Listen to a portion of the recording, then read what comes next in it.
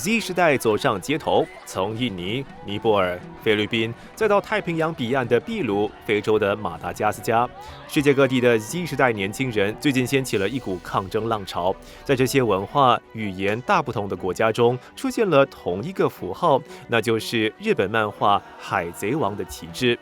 Whenever that we see somebody else outside of the country raise the same flag, which means that we see similarities between us and them. We're united by a shared sense of justice. 这本从1997年开始连载的漫画和 Z 时代产生了什么样的连结？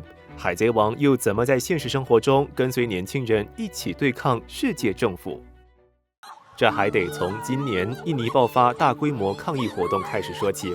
今年6月，印尼政府宣布要在2027年禁止超重的卡车上路，两端的卡车司机被迫夹在政府规定与雇主施压之间，于是开始有司机将海贼旗挂在卡车上表达不满。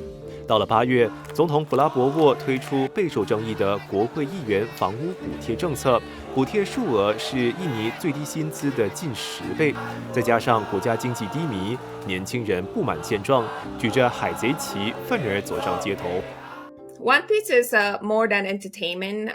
It's a story about friendship. It's about justice. It's about freedom, about everyday people, ordinary people standing up to corrupt system. It has become a global symbol of defiance. So when people raise that flag, especially young protesters, they're not just referencing the cartoon, but they are also expressing a deeper message that they're tired of inequality, corruption, and broken institutions.海贼王漫画讲述了梦想成为海贼王的少年路飞为寻宝而踏上冒险航海之旅，途中他不断结识志同道合的朋友，并一起对抗不公不义的世界政府。除了印尼，还有尼泊尔年轻人抗议官二代奢靡的生活，菲律宾反对政府滥用救灾拨款，再到秘鲁 Z 时代因贪腐和犯罪横行的社会而抗议，以及马达加斯加青年对长期缺水电的不满。这些年轻人诉求不尽相同，却不约而同地选择了海贼旗作为他们的抗争符号。It's not a political flag, and that's why it makes it so inclusive, and it's not like bounded to a certain country. Anyone can carry it, regardless of ideology. One Piece has Guinness World Records for the most sold manga in history. Because of that, the symbol is instantly recognized across generations and continents. 从蝙蝠侠的小丑到 V 怪客的盖伊福克斯面具，近20年可以看到世界各地的抗争活动在单纯的静坐、绝食、游行中加入了越来越多影视流行文化符号。I believe that pop culture symbols are reshaping the language of protest. You don't have to be a politician or activist to connect with it. You just need to understand the story behind it. And because the stories travel a lot easier because of digital platforms, a symbol can go viral across borders within hours. If government or state taking what we call it a stronger action of, say, for example, banning the flag, right?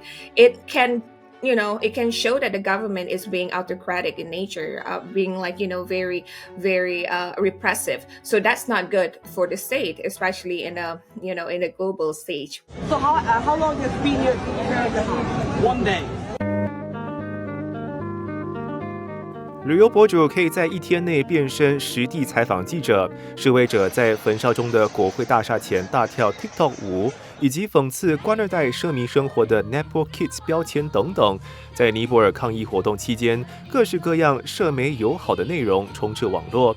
Z 世代的抗争早已不局限在街头。We live on the internet, and young activists, young protesters, digital native, they do not separate online and offline world. This kind of protests use irony, use humor and creativity to cut through fear and to cut through censorship, right? And they're not rejecting politics. They are actually reinventing how political messages are being delivered. 过去网络上闹得沸沸扬扬的抗议活动，很少在现实中看到成效。但今年，尼泊尔民众竟然透过游戏直播平台 Discord 选出临时总理，这是否意味着随着 Z 世代的崛起，网络活动将不再是雷声大雨点小的行动？ Of course, there are challenges ahead. So we're talking about legitimacy, we're talking about inclusivity and sustainability. Will this movement be sustainable? Because they are leaderless, they are often decentralized, right?